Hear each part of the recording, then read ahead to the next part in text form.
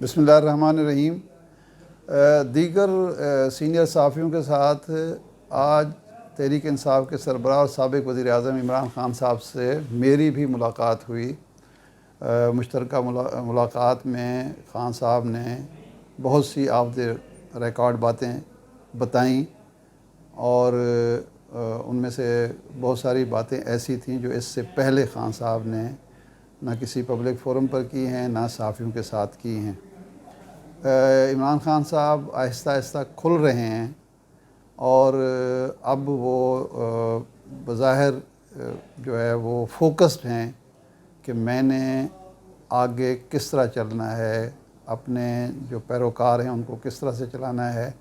और अपना किरदार किस अंदाज़ में अदा करना है।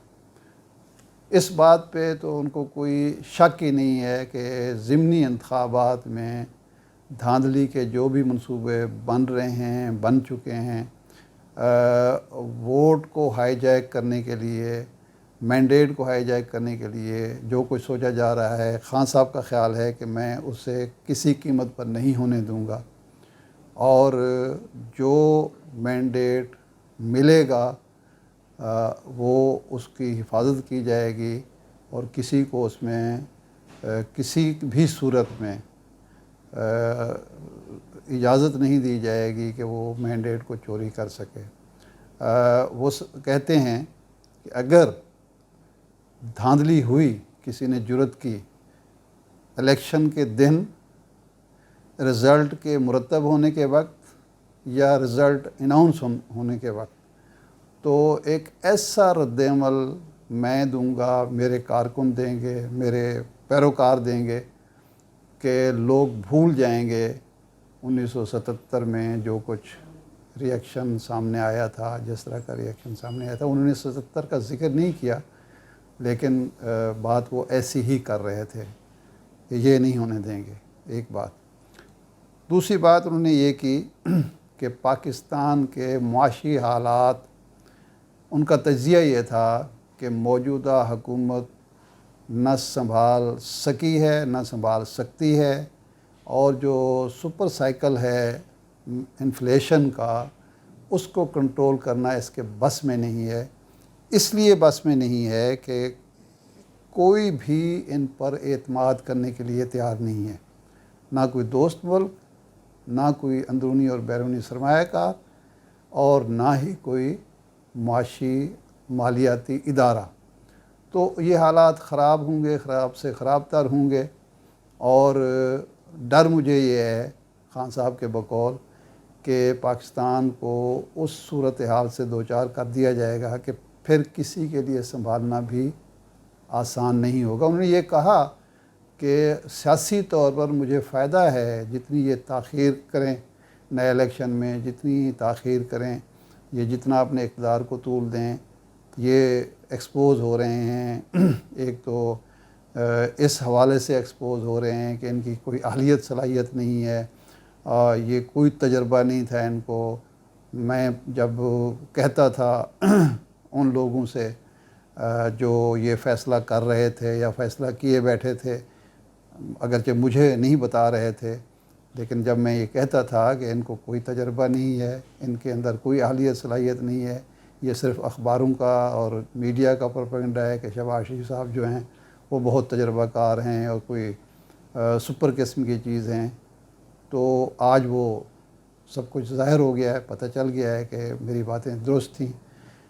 दूसरा ये है कि जो कुछ 3.5 साल, पौने 4 साल में मैंने किया, मेरे रफ़क़ाए-कार ने किया, वो जो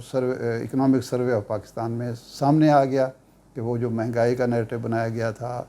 ना तजर्बाकारी का, नालायकी का, वो सारा गलत था। हमने तो साबित किया कि अब सूरत हाल जो बन रही है वो ये है कि इनसे ना कंट्रोल हो रहा है ना होगा। मैं चाहूँ तो मैं आराम से चुप करके बैठ जाऊँ, इनको मज़ीद ख़राब होने दूँ, लेकिन वो मुल्क के लिए फ़ायदेमंद भी नहीं होगा और फिर ये होगा कि कौन संभालेगा। जितनी ताख़ीर होगी वो कोई संभाला नहीं जा सकता। एक बात वो ये कहते हैं कि ये इन लोगों से सिर्फ़ ये नहीं है कि खुशफहमी وابستہ تھی، بلکہ یہ بھی خوش فہمی تھی کہ جب میری حکومت آئے گی، میری حکومت چلی جائے گی، اقتدار دوسری طرف منتقل ہوگا، تو ہمارے جو دوست ممالک ہیں وہ بہت زیادہ مدد کریں گے یا بہت زیادہ آئے گا سب کچھ۔ وہ ایسی بات تھی نہیں، وہ بھی ایک مس کیلکولیشن کہنا چاہیے، یا یہ کہنا چاہیے کہ وہ ایک دوسرے کو دھوکہ دیا جا رہا تھا۔ اب میرا پرابلم یہ ہے کہ میں بہت ساری باتیں کھل کر نہیں سکتا، کیونکہ وہ قومی مفاد میں ہے۔ کسی ایک سوال کے جواب میں کوئی جب بات ہوئی تو اس نے کہا کہ دیکھیں بات یہ ہے، یہ تو کوئی مجھ سے توقع ہی نہ کرے کہ میں فوج کے حوالے سے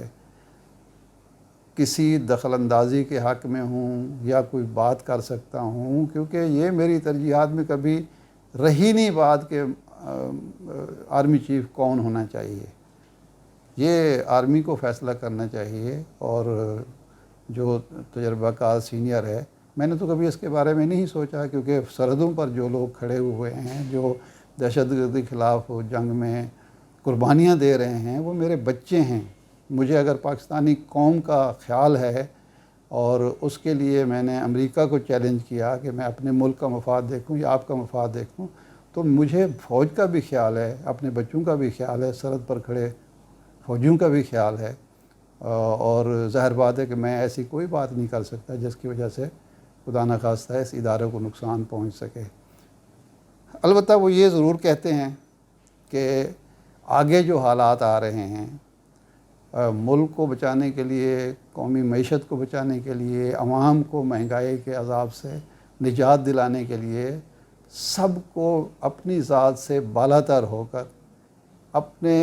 مفادات سے بالاتر ہو کر سوچنا چاہیے، اور ممکنہ حل جو ہے وہ صرف فریش مینڈیٹ ہے، نئے الیکشن ہیں۔ عوام کو یہ فیصلہ کرنا چاہیے کہ کون پاکستان پر حکمرانی کرے،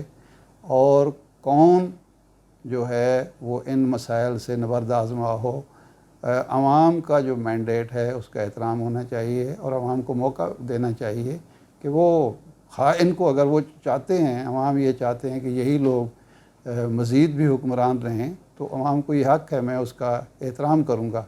لیکن وہ فیئر اینڈ فری الیکشن کے ذریعے عوام کی رائے سامنے آنی چاہیے۔ وہ سامنے آ جائے گی تو پھر کوئی مسئلہ نہیں رہے گا، مجھے تو کوئی اس پر یہ نہیں ہے۔ ایک بات انہوں نے یہ کہی کہ تسلیم کیا کہ ایک دو حلقے ایسے ہیں جہاں ٹکٹوں کے فیصلے جو ہم نے کیے ہیں، ہمیں اندازہ ہے کہ وہ فیصلے جو تھے وہ درست نہیں ہوئے، لیکن ہمارے پاس کوئی سیکنڈ آپشن نہیں تھی۔ یہ ایک دو سیٹیں ایسی ہیں جہاں ہمیں اپنی پوزیشن کمزور نظر آتی ہے، لیکن ہمارے پاس کوئی آپشن نہیں تھی، اس لیے وہ ہمیں فیصلے کرنے پڑے۔ انہوں نے کچھ حلقوں کی مثالیں بھی دی، لیکن وہ بڑے کانفیڈنٹ ہیں کہ یہ دھاندلی ہو، مینجمنٹ ہو، کچھ بھی ہو، ہم اس الیکشن میں، ضمنی انتخابات میں کی جو 20 سیٹوں میں سے اکثریتی سیٹیں ہم لے رہے ہیں، اور اس میں کسی کو شک نہیں ہونا چاہیے۔ اور انہوں نے کہا کتنے افسوس کی بات ہے کہ ابھی میں نے 2 گھنٹے صرف اس ایشو پر اجلاس کیا سینئر لیڈرشپ سے، پنجاب کی سینئر لیڈرشپ سے،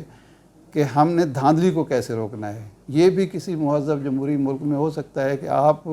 بجائے اس کے کہ یہ اجلاس کر رہے ہوں کہ جی ووٹر کو کیسے لانا ہے،